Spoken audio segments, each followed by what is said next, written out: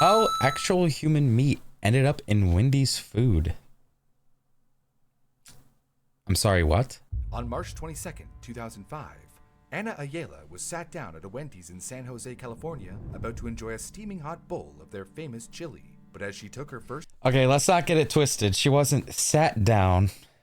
She walked in, went to the lobby, and sat down. Wendy's is not a fancy restaurant. They don't bring you to a table and tell you to wait here and here's a menu. No. What the fuck are we on about? Mid-chew after a crunch. Not the satisfying kind, mind you. No, this was something unnatural. Overcooked bean, maybe? A chunk of gristle. Slowly, cautiously, she reached into her mouth, her fingers touching a chunk of something that felt alien, but was in fact all too human. As she pulled it out of her mouth to see what it was, her eyes went wide with horror. It was a severed human finger. Oh my God. Real? No, not actually. This is a post from Our Lies. This is the real finger. Ew, what the heck? That barely looks like a finger. Yes, well, at this point it had been cut Is off that, someone's hand. And bitch, is that a nail? Oh my God. and chomped down on, so excuse it if it's a little deformed. But I can assure you, this is a real image of two segments of the finger that was in Anna's So much bowl protein? raised. No. Now, I can't properly describe exactly what this moment would have felt like since I have never engaged in cannibalism, accidental or otherwise. But it's safe to say that this incident would have been... Trauma-inducing. Soul-sickening? Yeah, sure, let's go with one of those. According to Anna and others at the scene, Yeah. upon discovering what she had bit into, she screamed, vomited, and then proceeded to carry the finger around the restaurant, showing it to other customers while yelling, "Don't eat the chili! Look what I found in mine!" Before eventually making her way to the counter to inform restaurant employees, who then immediately reported it to the police. This brings a whole new meaning to the consumable category known as finger food. Okay. I am attempting a new subroutine. Why are you not laughing? Oh. When Dr. Martin Fensterscheid, the Santa Clara County health officer, arrived at the scene, the restaurant was closed, the police were standing guard, and the contaminant was already wrapped in damp gauze. This After head looks confirming that it was fucking without a doubt a ew. human finger, Dr. Fensterscheid ordered the finger to be transported to the medical examiner's office for a full analysis and personally spoke to Ana Ayala, the woman at the center of all of this. In his words, "I had to confirm it to her that she had indeed put a piece of a human finger in her mouth. She kinda lost it." But whose I finger would was too. it? Was there an accident in the kitchen? Interesting you should say that. Wait, you thought she was gonna be fucking calm? Yeah, you did in fact eat, almost digest fully, a human finger, and the food that finger was in. You probably had a little bit of it, not gonna lie. It's like, oh, okay, thank you, officer. I see, I just didn't know. No, bitch, I'm fucking throwing that shit around. I'm fucking throwing tables. I'm suing the shit out of them. They think someone's just gonna go to prison? Yeah. Nuh-uh.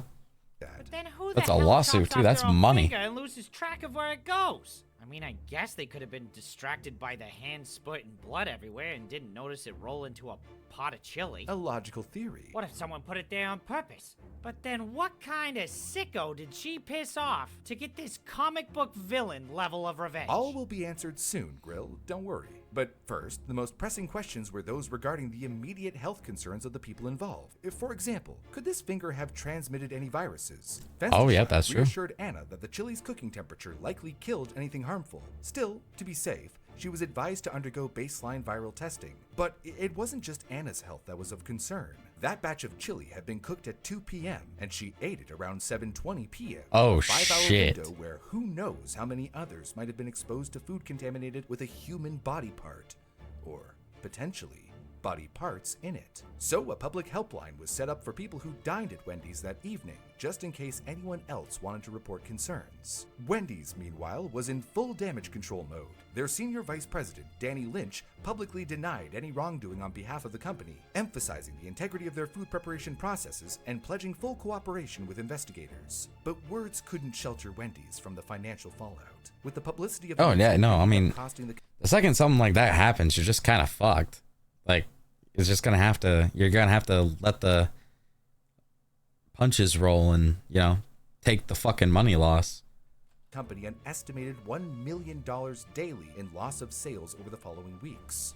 And Anna, she didn't shy away from the spotlight. making multiple appearances on national television to share her horrific experience. But while Anna went on her media tour, the mystery deepened at the examiner's office. Enter Dr. Joseph O'Hara, the county medical examiner, whose analysis left more questions than answers. Wait, I wonder if the finger was story's found gonna in be two that. pieces, a 1-inch fingertip, I wonder if the story is gonna end up being that she put it in there.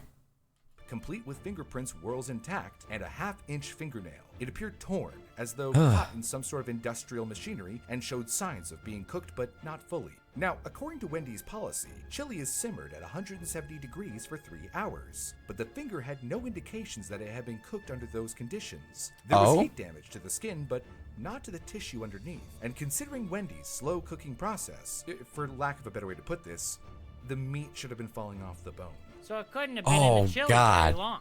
Right, but not only that, it meant that it was quite likely that Wendy's was not responsible for the contamination.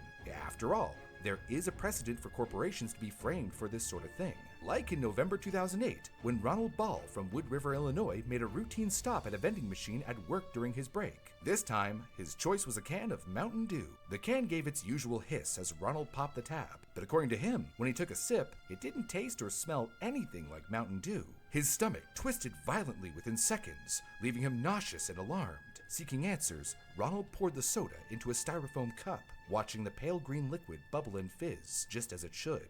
But then, something unusual surfaced. Among the foam and fizz floated a small, lifeless mouse. Oh no, little guy got lost in the sauce. I know mice have got a thing for cheese, but... Actually, that's a common misconception. Oh, really? Yeah, you wouldn't think it, but actually they prefer grains and fruit and sweet things over smelly cheeses for the most part. Huh.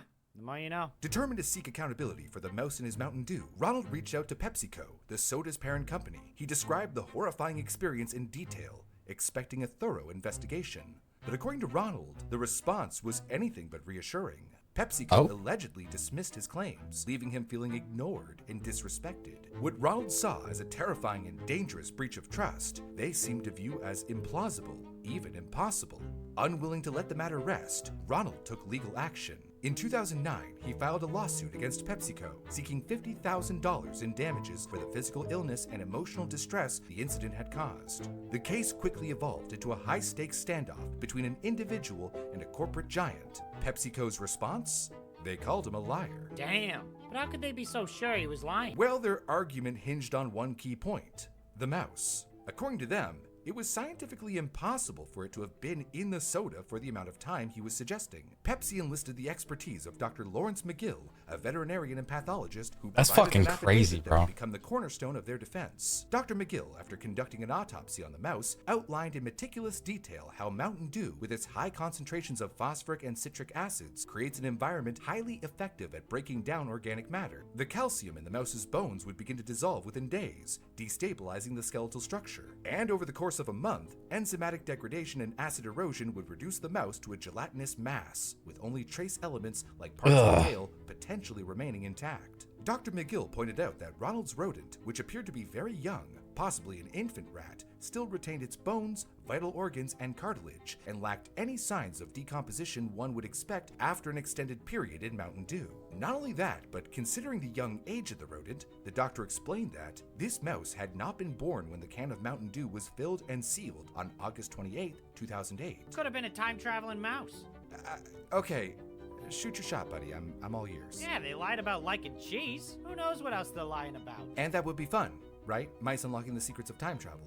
But let's explore a theory that maybe the rodent was placed in You got a dumbass in the chair. It had been sealed by Pepsi. In Dr. McGill's professional opinion, it was clear that the mouse could not have been in the can for the 78 days between production and Ronald's discovery. Realizing that his case had been irreparably weakened, Ronald ultimately agreed to settle for an undisclosed sum, details of which remain a mystery to this day. Okay, what the doctor's saying is pretty convincing. But, and hear me out, what if Pepsi gave him a little cheddar to lie for them? It's understandable to question whether Dr. McGill's claims hold truth, but it just so happens that there is a fascinating YouTube video where someone actually conducted their own Mountain Dew mouse experiment, documenting the entire process from start to finish.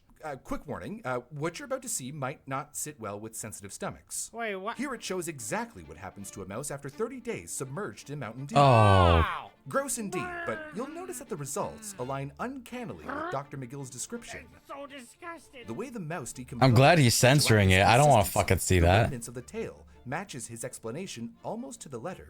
Coincidence? Highly unlikely. But for further proof that McGill knew exactly what he was talking about, all one has to do is look at another Pepsi incident that occurred just 1 year later. This time, the case's legitimacy was hard to refute, seeing as the creature inside this soda can had become nearly completely stupefied before Fred Denegri was unfortunate enough to get a taste. Oh. In July of 2009, Fred was busy barbecuing in his backyard in Ormond Beach. I'm never buying a when he can cracked again. open a chilled can of Diet Pepsi and took a swig.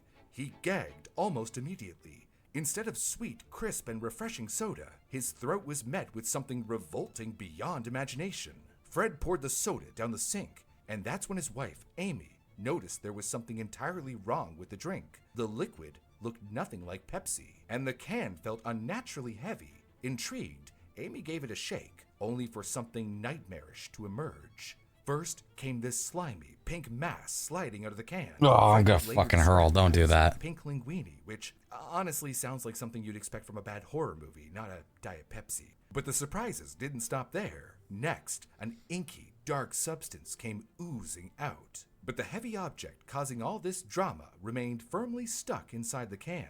No amount of shaking or coaxing could dislodge it, leaving Fred and Amy with more questions than answers. Naturally, they knew this needed documentation, so out came the camera and they snapped a photo of the strange, gelatinous pink Oh, strands, God. the ominous dark liquid, and the can itself. Amy told CNN, what started out as a normal afternoon in our tiki bar has blown up into this crazy thing.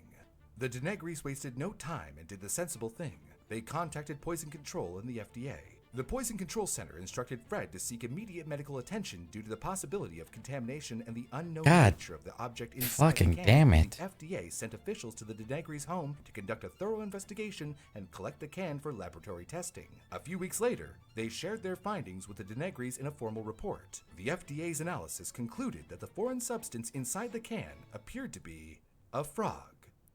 Or possibly a toad. Sounds Oh like Fred my was God. one of the few people to literally have a frog in his throat.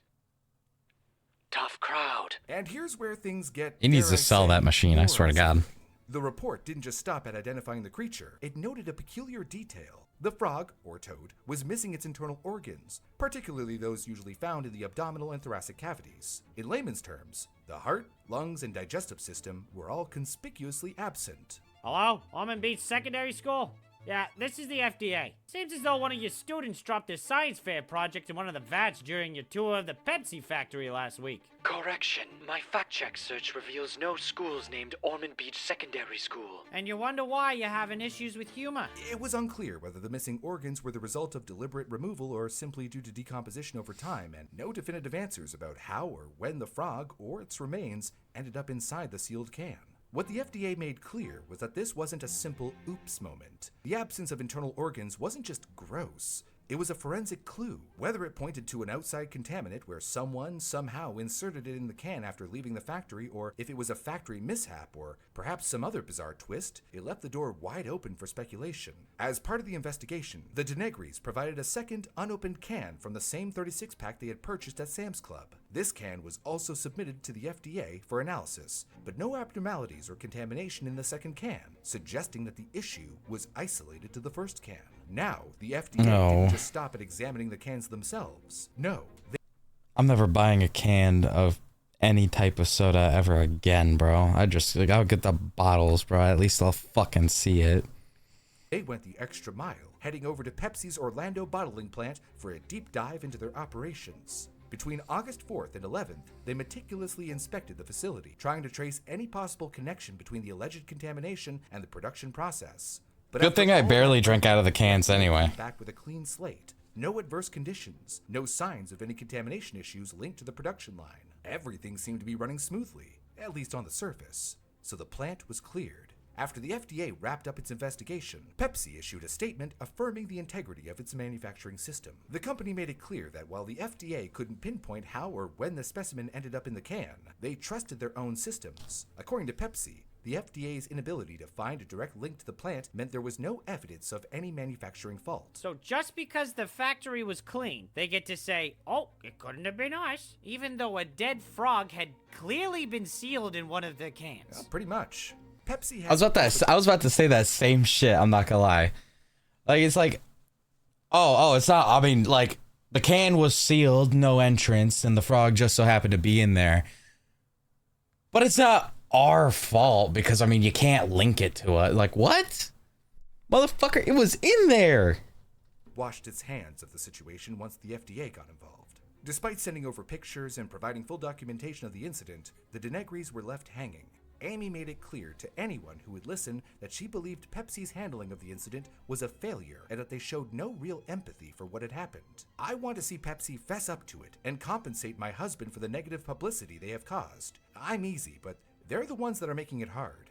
In the end, despite Denegri's frustrations and efforts to pursue legal action, the incident with the Diet Pepsi can didn't go much further. Pepsi never admitted any responsibility, and the Denegris didn't follow through with any high-profile lawsuit. Instead, they were simply left with a sense of unresolved tension and disappointment. Too bad they didn't have a legal team like my buddies Morgan and Morgan. They could have potentially made a hefty sum. What are you talking about? This is about to be a sponsor. America's largest personal injury law firm. These guys win big. If you ever seriously hurt, your injury lawsuit, so the Denegris for sponsoring today's Cool ad. I just won't be watching it. It wasn't an injury lawsuit, so the Denegris couldn't have reached out to Morgan & Morgan. But if they did have them as a team, then maybe the couple would have been taken more seriously. Anna's finger chili fiasco, on the other hand, was taken very seriously by the media, Wendy's, and law enforcement. With the story making headlines across the country, everyone was desperate for answers. Anna had begun threatening to sue Wendy's, who was in full damage control mode, hemorrhaging business in San Jose thanks to the scandal. But then, the narrative completely flipped on April 22nd when Wendy's held a promotion at their locations in the Bay Area, offering free Frosties in celebration of Anna Ayala's arrest. That's insane. Oh. But hang on, why? Damn. So she did do it then, right? I mean, if she got arrested, but I kind of want to hear like what they found out, you know, which I'm sure he's about to tell us. But can you imagine that? You imagine you trying to scam a company and it goes through and you're publicized for it because it's like, wow, you're a victim. And you're like, I know. I'm about to be a victim of error. Hold on. I know. I'm just such a victim. Oh my God, I gotta tell all the news outlets. I gotta sue the fuck out of the company. And then it turns out you're lying. And then they catch you on your shit, so then they throw you in jail or prison or wherever they're about to toss your ass in. And then the company goes, in celebration for our victory, free food for everybody. You get a sandwich. You get a sandwich. Bro, I would have been happily going over to Wendy's and getting ice cream, bro, for free. Her pants must have been on fire. She wished she had that free ice cream to go along with it. Maybe a finger would be in there too. Was she arrested? Did they find out whose finger it was? No, not yet, actually, but what? She had been arrested for a reason, get this, completely separate from the chili case. Oh! You see, when Anna publicly threatened to sue My bad. Wendy's, the company joined forces with the San Jose Police Department, prompting an official investigation into Anna Ayala herself. Turns out, she had quite the knack for legal theatrics long before her finger fiasco at Wendy's. Anna had filed no fewer than 13 civil actions across California and Nevada, many involving her children. And in several of these cases, she managed to secure settlements before the cases ever made it to trial. Take, for example, her claim against an El Pollo Loco restaurant in Las Vegas, where she alleged that her daughter had fallen ill after dining there. While Anna claimed to have received a settlement from the restaurant, El Pollo Loco denied any such payment, adding further doubt to the credibility of her accusations. And then there was her husband, Jamie Placencia, who had a criminal background that included charges of evading arrest. Authorities soon pieced together a pattern not just of Anna's actions, but of a duo whose history of legal disputes seemed almost calculated. So while Anna strutted around accusing Wendy's, the skeletons in her closet were practically throwing a parade. By the time it all unraveled, she wasn't just a woman with a chili finger story. She was someone with a past that made people think maybe this isn't her first rodeo. and maybe this whole finger thing was a farce. But that's the risk you run as someone with a messy personal history who decides to throw themselves into the discerning public eye. Sometimes it chews you and spits you back out. Take Jensen Karp, for instance, who went from a breakfast... Okay, but like, to be fair, right? No, they need to figure out whose finger it is and like the connection to it and all that. But like, even if she didn't do it, bitch, there are so many coincidences. And the fact that like the leaning factor, right? The leaning factor that you already have a record of suing food places. It definitely looks like some type of fucking scam. You know, it does. You do kind of look like a con artist, because it's like, what if she like a bitch? You have a horrible taste. Like, I need to know the location of where this shit happened at, so I never go eat at any of the places there, because apparently every place she's gone to in those areas are all just that bad, right? So this could have been one of two things. Everything before the Wendy's was just her trying to be a con artist, and then at Wendy's she actually had something happen, was like, I got my golden ticket, I didn't have to scam for this one. And then her history of being a scammer unfolded, and so everyone's just like, bitch, you did it, you nasty fuck. Where's the person's finger? Like, where's the rest of the body? Like, come on. It's like, it's a whole like shepherd crying out wolf story, you know? Serial accuser to alleged serial abuser. Oh man, Brew, what a line. Right? It's good. I didn't make it up though. I saw it in this Reddit comment while researching the story. Oh damn, it's not even original. You're stealing jokes. Writer and comedian was pouring himself a bowl of Cinnamon Toast Crunch one morning when, according to him, he heard a distinct plunk, a sound that would change the course of his life forever. Looking into the bowl, Jensen allegedly saw something that didn't belong. He reached for it, pulled it out, and there it was. A shrimp tail. At first, he thought there was no way, but then he looked closer, and it wasn't just one shrimp tail. There was a second one, sitting right there in the bag, both covered in sugar. Bitch, how does that happen? How does that happen? Let's say it wasn't him and that the company like did it, right? How the fuck do you get shrimp anywhere near Cinnamon Toast Crunch? Bitch, I got a bag of Cinnamon Toast Crunch right now. I bet I'm gonna be double checking that shit after stream. Shrimp cereal has started a beautiful morning. But no, I'm so serious, man. How does this even fucking happen? He then proceeded to reach out to General Mills, the makers of Cinnamon Toast Crunch, on Twitter for all the world to see. CTC Squares, why are these shrimp tails in my cereal? But the response from the company was a whirlwind of mixed signals. Initially, General Mills seemed accommodating, offering to replace the box, but then later they tweeted, after further investigation with our team that closely examined the image, it appears to be an accumulation of the cinnamon sugar that sometimes can occur when ingredients aren't thoroughly blended. Jensen, however, was not going to back down without a fight. After further investigation with my eyes, these are cinnamon-coated shrimp tails, you weirdos. I wasn't all that mad until you now try to gaslight me. But the story doesn't stop at shrimp tails. If it had, we might have been able to write this off as a bizarre one-off, but Jensen Karp decided to dig deeper, encouraged by a friend who suggested he re-examine the cereal. Immediately, something was off. The bottom of the bag was allegedly sealed with clear tape. Jensen peeled back the tape, peered into the bag, and saw, nestled among the sugary cereal squares, thin, translucent fragments, more shrimp skins.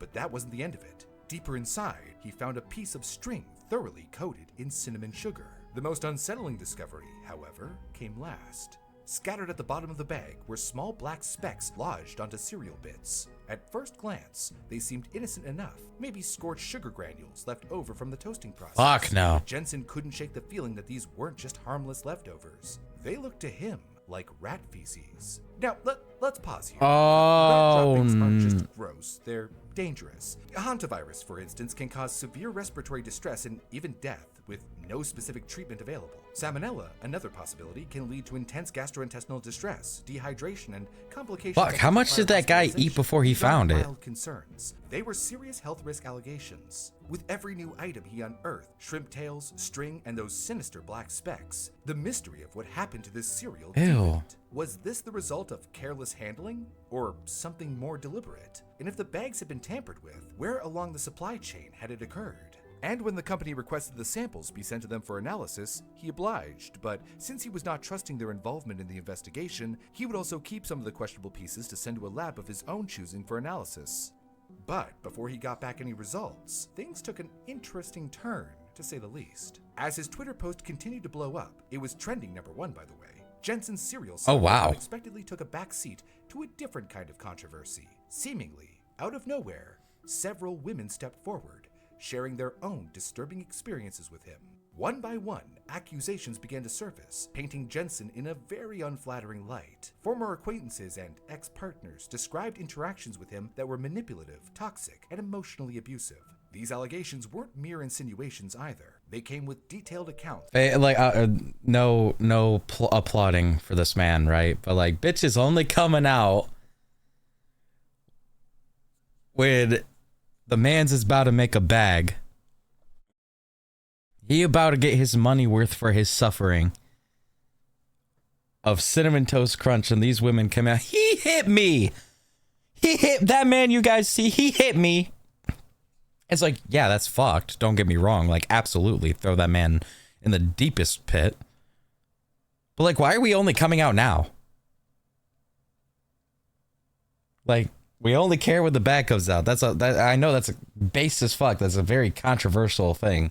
But like, holy man, like, no, like, police calls. Like, we didn't want to do this sooner.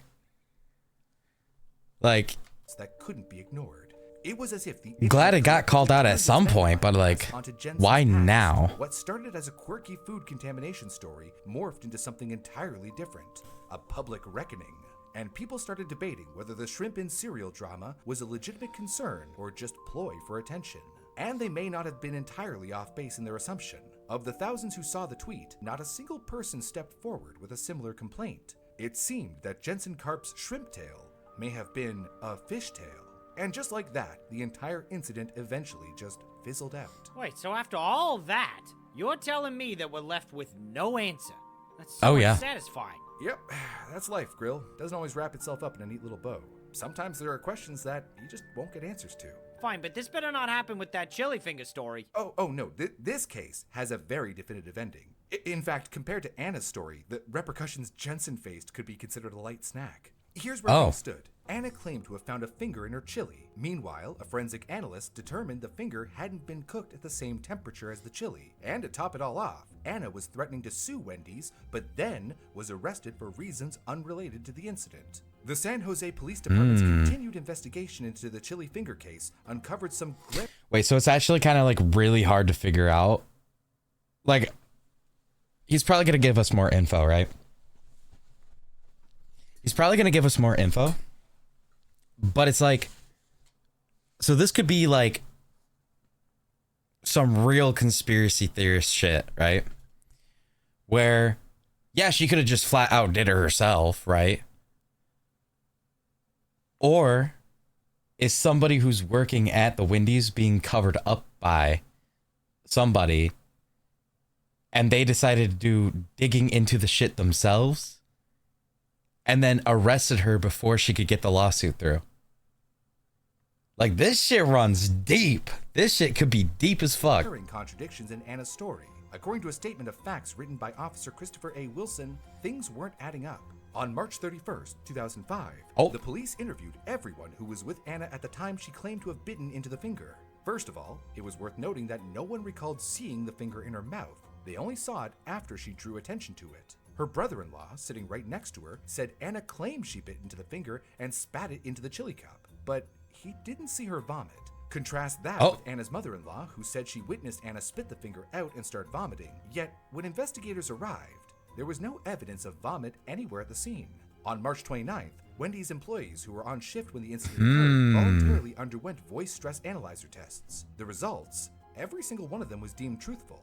They had no prior knowledge of the finger, its origin, or how it ended up in the chili. And the customers present in the restaurant? Same story. No one saw or knew anything about the finger before Anna discovered it. With every new detail, the police got more and more suspicious. So, what? Anna planted the finger herself then? Bingo! Hold on. Where did she even get a finger from? What'd she do? Exhume a body? Yeah, somehow that would have been less weird than the reality. Investigators confirmed through forensic analysis that the finger belonged to a man named Brian Rossiter. Brian Oh shit, we do have a location. Passed lie detector tests while insisting he had no part to play in how his finger ended up in a cup of Wendy's chili. He did, however, know how it got into the fully fingered hands of Anna Ayala. Months before the incident, in December 2004, while working at a paving firm in Las Vegas, Brian had the tip of his finger severed in a mechanical truck accident. Brian couldn't work after the injury and struggled financially as a result. And around this time, found himself owing a coworker $50. Do you want to guess who this coworker was? Anna? Close. Her husband, Jamie. Oh my fucking Brian god. gave Jamie his mangled fingertip as repayment. Rossiter apparently thought it was all harmless, like some bizarre trophy. And apparently worth $50. Yeah, and apparently I can't decide if that's too little or too much. Anna and Jamie had even allegedly tried to buy Brian's silence. $50 for a finger? That's what I'm saying. Like, bro, hold up. Sorry. You know how much, like, most body parts, like, have been claimed to be price-wise on the black market, and you sold your finger for $50? You couldn't bargain for, like, 500?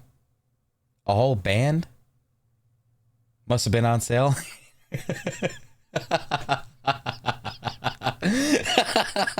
Must have been on sale, huh? Yeah, the price dropped.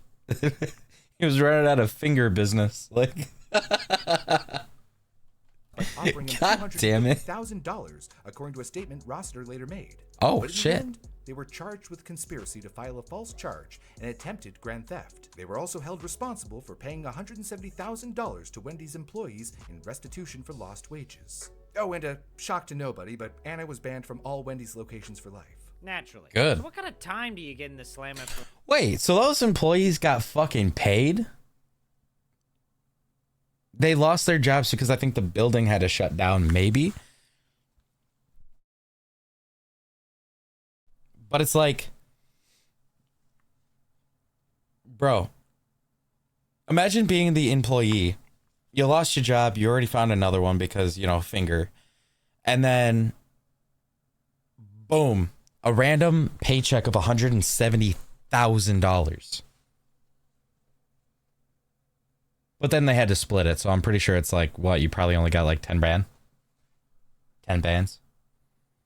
For a thing like this anyways. Apparently, in Anna's case, 9 years and 12 years for Jamie. But why a longer sentence for her husband? I'm not absolutely certain, but I 'Cause he- suspect it would be because of his prior offenses. Some people just never learn. Well, that and he's the one who bought the I finger. hope you found this video informative, and if you did, please consider subscribing to our channel. It's the best thing you can do to help us keep making more videos. All it takes I didn't mean to click on another one.